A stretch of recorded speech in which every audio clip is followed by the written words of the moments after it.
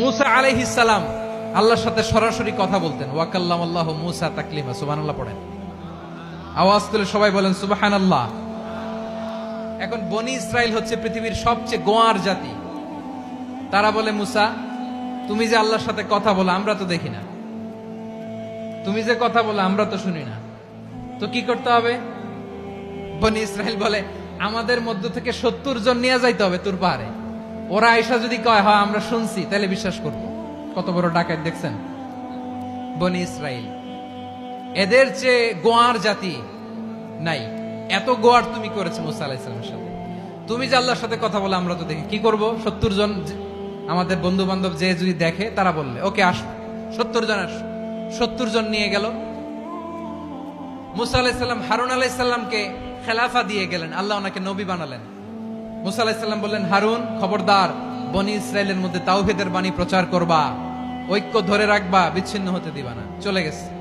এইদিকে বনি ইসরায়েলের এক দুষ্ট লোক ছিল, নাম সামিরি। কি নাম? সামিরি। সে সবাইরে বলল, তোমাদের স্বর্ণগুলো ফালাও। স্বর্ণগুলো ফেললো। বনি ইসরায়েলের স্বর্ণগুলোকে গলিয়ে সে একটা গরুর বাচ্চা বানালো। গোবৎস। কিসের বাচ্চা? দেখেন গরুর পূজা কিভাবে শুরু হয় পৃথিবীতে প্রথম। গোবৎস পূজা, গরুর বাচ্চার পূজা কিভাবে। সে স্বর্ণ গলি গরুর বাচ্চা করে জিবরাইল আলাইহিস সালাম যে জমিনে এসেছিলেন, ওই ফেরেশতার পায়ের নিচের একটু মাটি সে বুদ্ধি করে প্যাকেটে রেখে দিছিল। সে গরুর বাচ্চা বানায় স্বর্ণ দিয়ে গলিয়ে ওই মাটি এটার মধ্যে ঢুকাই দিছে ভেলকি দেওয়ার জন্য।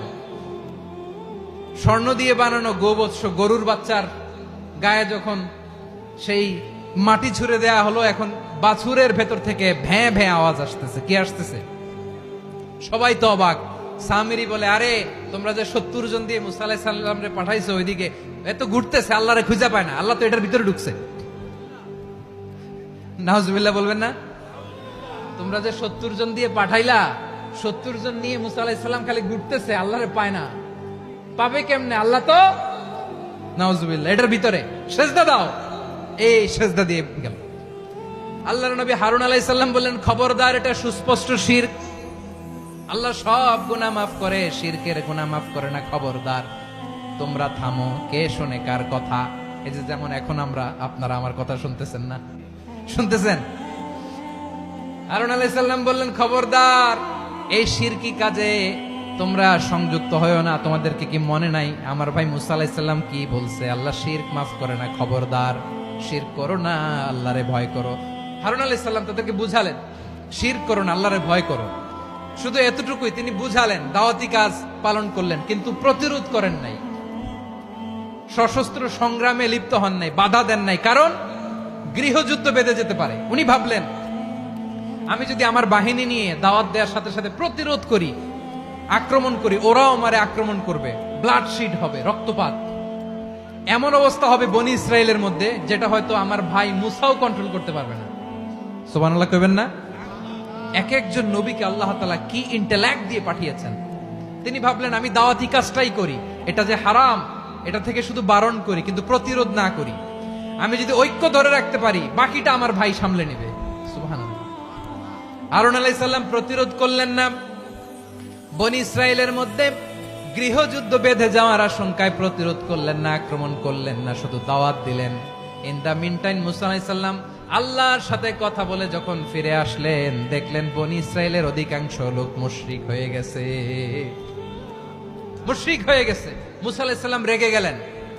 রেগে প্রথমে বনি ইসরায়েলদেরকে অ্যাটাক না করে ভাইয়ের দাড়ি ধরলেন। হারুন আলাইহিস সালামের দাড়ি আর চুল। মেজাজি নবী ছিলেন। হারুন, তুমি কি করলা? তোমার কি দায়িত্ব দিয়ে গেলাম, তুমি কি করলা? তুমি থাকতে বনি ইসরায়েল কেমন করে শিরকের কাজে নিমজ্জিত হয়ে যায়? সাইয়েদনা হারুন আলাইহিস সালাম বললেন, ইন্নী, কোরআন সাক্ষী, কোরআন থেকে কোট করছি, ইন্নী খাশিতু আন তাকুলা ফাররাকতা বাইনা বনি ইসরাঈলা ওয়া লাম তারকুব কওলি। ও আমার ভাই, আমার দাড়ি ধরবেন না, আমার মারবেন না। আমি ভয় করেছি, আমি ভয় পেয়েছি, না জানি আপনি বলেন তুমি কেন খাশিতু আন তাকুলা ফাররাকতা বাইনা বনি ইসরাঈল। আপনি এসে আমারে যদি বলেন তুমি কেন ঐক্য ধরে রাখলে না, কেন মারামারি হলো, কেন রক্তপাত হলো? তোমার কি এই দায়িত্ব আমি দিয়ে দিয়েছিলাম? আমার কথার দিকে কি তুমি ভ্রুক্ষেপ করো নাই? আমি যে বলছি তাওহীদের বাণী প্রচার করবা আর ঐক্য ধরে রাখবা, আমার কথা কি শোনো নাই? আপনি আমারে ধমকাবেন, এই জন্য আমি প্রতিরোধ করি নাই, আক্রমণ করি নাই, গৃহযুদ্ধ আটকানোর জন্য, কিন্তু আমি দাওয়াত দিয়েছি। সুবহানাল্লাহ পড়েন। ঐক্য ধরে রেখেছেন। মুসা আলাইহিস সালাম মুহূর্তেই সামিরীকে আক্রমণ করলেন, অ্যাটাক করলেন, শাস্তি দিলেন। মুহূর্তেই ওই গোবৎস গরুর বাছুরকে ভেঙে চুড়ে মেসাকার করে সাগরের মধ্যে ভাসিয়ে দিলেন। পুরো বনি ইসরায়েলকে আবার তাওহীদের উপর প্রতিষ্ঠিত করলেন। পড়েন সুবহানাল্লাহ। এই ঘটনা থেকে শিক্ষা কি? শিক্ষা হচ্ছে আপনি শিরকের আড্ডাখানা দেখলেও বৃহৎ স্বার্থে তাওহীদের দাওয়াত দিবেন, প্রয়োজনে আপনি ঐক্য নষ্ট করবেন না। সুবহানাল্লাহ পড়বেন না?